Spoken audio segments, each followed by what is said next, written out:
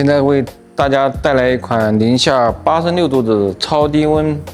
冰柜。可能大家对超低温没什么概念，我跟大家说一下，我们的超低温冷柜采用的是细胞级的冷冻。它这种冰柜基本上目前市场上受众比较广的有2种，一种是做这个深海鲜的，比如金枪鱼、甜虾之类的存储。它这个作用是什么呢？就是我们海鲜肉类的细胞在零下18度，也就是我们家里普通冰箱的环境下，它的细胞跟细胞之间的这个水分接近点是尖的，相当于刺一样，会刺破细胞膜，这样冻出来的海鲜就不够新鲜了。但是如果在我们超低温冷柜当中呢，在零下60度以下的环境当中，细胞膜之间的水分接近点是圆的，这样就不会刺破细胞膜，然后才能保证这个细胞不会破坏。这样它这个海鲜和肉类的细胞在我们的超低温冷柜当中储存了半年或者是12个月以上，解冻以后它的口感和新鲜度跟你刚刚放进去的时候是一模一样，没有任何变化。但是如果你在家里的冰箱环境当中，如果放了超过1个礼拜好，那么你解冻了以后就会血水出来，那么它的细胞就破坏了，口感和新鲜度都没有了，就营养口感都不好了。那打个比方说，如果说一块新鲜的猪肉放在我们这个超低温冷柜当中储存了一个3个月、5个月、12个月以后，解冻了以后，它是没有任何血水流出来的，也就是说它细胞之间没有任何破坏，原汁原味保存的它的口感和营养。但是在家里的普通冰箱当中就没办法做到这一点，这是第一个。第二个，现在我们还有一个作用，就是说目前在我们国内从2025年开始，很多的咖啡厅在采用这款超低温冷柜，它就是现在的 Dirty 咖啡。等一下我给你们后面给大家介绍一下这个 Dirty 咖啡是怎么回事。它是将我们的 Dirty 咖啡的杯子放在超低温冷柜当中，把它冻到零下86度，然后再把咖啡和咖啡液倒进去以后，它会在杯子之间形成一像奶酪一样的冰层，然后里面会有这种3个温区的温度，给客户一种不一样的体验，会有3种风味的咖啡的体验，跟我们普通概念当中这种热咖啡体验是不一样的。这款超低温冷柜呢，目前我们刚刚通电没多长时间，所以还没达到，现在目前零下71度，它正常温度可以达到零下86度的。现在呢，一共有专业咖啡设备使用，一共有2款，是这一款比较小一点的，大概可以冻80个杯的左右，还有一款比较大一点的，这也是专业的咖啡杯保存的这个冰柜，这款容量比较大。然后的话，我们重点给大家介绍呢，还有这一款。这一款就是我们基本上家庭使用环境或者是一些日料店采用的是这款比较多，零下65度、零下86度都有。就是我刚刚介绍的这一款是专门用来存储深海食材和一些高端的食材，比如说金枪鱼、甜虾，还有一些高端的和牛，必须放在这个超低温当中保存，不然的话它的营养会流失，口感会变化。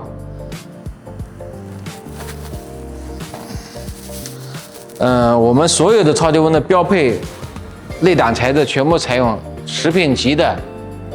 SUS 304的不锈钢内胆。这个304的不锈钢内胆它是属于食品级的，可以与食材直接接触的，是属于食品级的不锈钢。所有的内部管路全部采用了同款，而且我们所有的产品全部是我们自主开发的，有我们独立的技术专利。这种呢，超低温的冰柜呢，我们大概一共有40多个型号，从这一款是50升的，这款是158升的，这两款主要用来做得体咖啡的。那么我们所有的超低温的冰柜的压缩机全部采用进口品牌，所有的里面的制冷管路全部采用的是铜管制冷的，而且我们采用的都是环保的制冷剂，而且我们所有的这个温控器啊。采用的都是数字显示温控器，里面这个散热风机也是用的是德国进口的，EBM 散热风机。由于国内的咖啡厅的地方比较小，所以做得体咖啡的话，一般采用的比较小型的。这两款是比较小型的，还有一款是立式的，立式的我们这里没有展示，那个采用量相对来说立式的，因为本身它属于实验设备在做的，所以它的价格相对来说高一点。那么像这种是属于经济型的，价格不是很高，在国内主流的还是咖啡厅用的是这两款产品，是主流的产品。那种立式的那种还不是主流，就相对的市场占有率比较少，这种可能占到80%以上，就是咖啡厅采用的这两款，采到80%以上采用这两款。然后我跟大家说一下这个，作为咖啡厅使用的环境下，那么我们基本上要预先把这个杯子放在这个超低温的冷柜里，预先冻好。如果你不冻好的话，你这个把杯子放下去马上使用，它是来不及的，必须事先预冷。基本上我们这一款50升的，里面呢差不多可以叠加放这个杯子，能放到80杯左右。80杯左右，我们必须提前第一天或者提前10个小时以上把杯子放进去冻，把这个杯子冻到零下8度以后了，然后再来使用。使用的同时要注意一下，就是说我们先分隔开，这一半的杯子用完以后，再把新鲜的杯子放进去，再使用另一半。我们再提前24小时把杯子放进去，这是第一个。像这一款呢是158升的，像这一款的话，基本上我们可以放到150杯以上。基本上是提前把杯子放进去以后了，基本上是第二天使用150杯的周转量的话，作为一个咖啡店来说基本上是够用的。所以可以满足掉任何咖啡厅的需要。这个呢，就是说流量小的地方可以使用，相对来说流量大一点的地方，或者有地方可以采用这种大的款的。这150杯的周转量，一个咖啡厅基本上一个得体咖啡的这个每年的销售额是能满足得了的，是吧？这一款就够了，不需要太大的产品。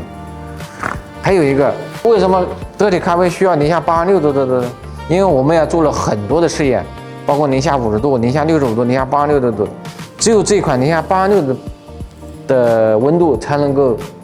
冻出来的杯子，它的效果和它这个使用的环境以及给客户带来的体验感是最好的。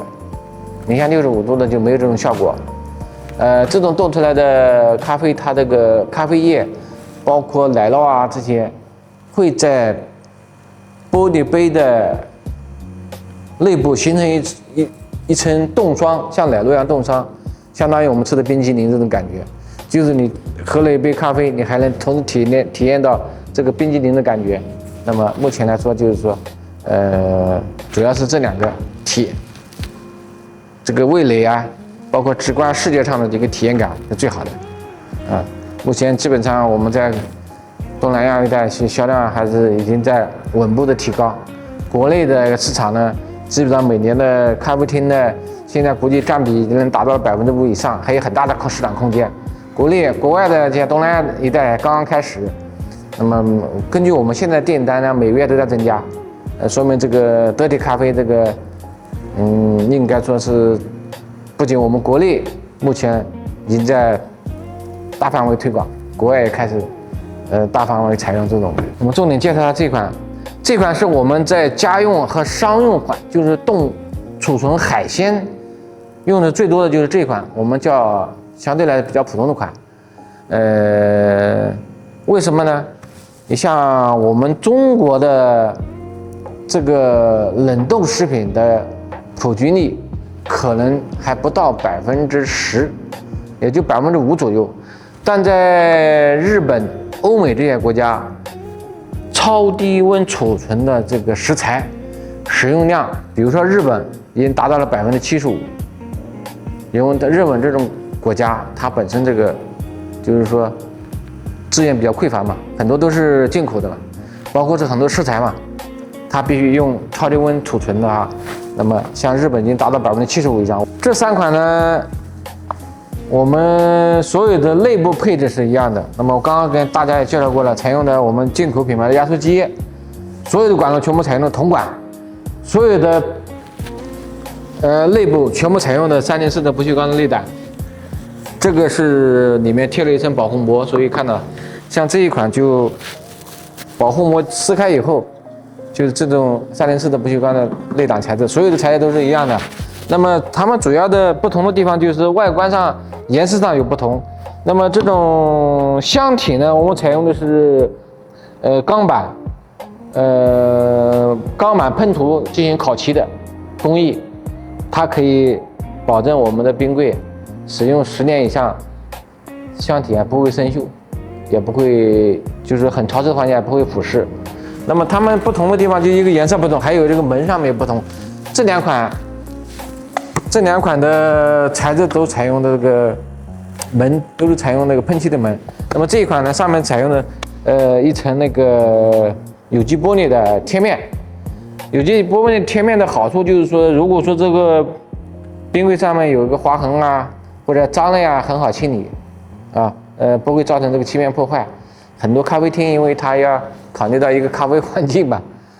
使用了几年以后还能保证这个门上面的还跟刚擦干净以后跟新的是一模一样。像这种如果说是使用时间长的话，可能会颜色呀会刮伤啊，就会很明显。这种就不会，它呢主要采用在这个地方。当然基本上你不去磕碰它，去划它也不会有这种问题存在。还有一种呢，我们采用的制冷剂都是符合我们国际上的一些环保要求，采用的是环保制冷剂。它采用的是混合的制冷剂，有独家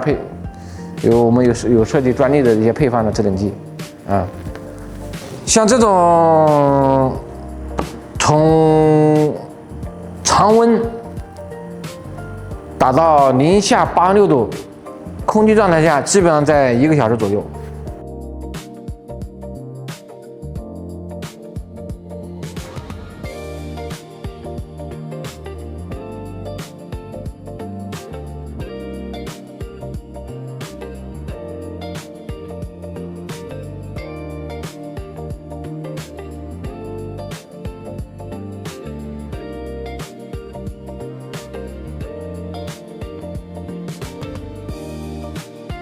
这个就是得体咖啡，然后你看杯子四壁形成一层奶皮，像奶酪一样。它这个口感是有3个温度的。外面这一层是奶皮，相当于我们的冰激凌。那么，中间这一部分呢是比较冰的这种咖啡的感觉。那么基本上在最中心的位置还保持在常温的状态，所以它有3个不同的温度和3个不同的风味，这就得体咖啡它的效果。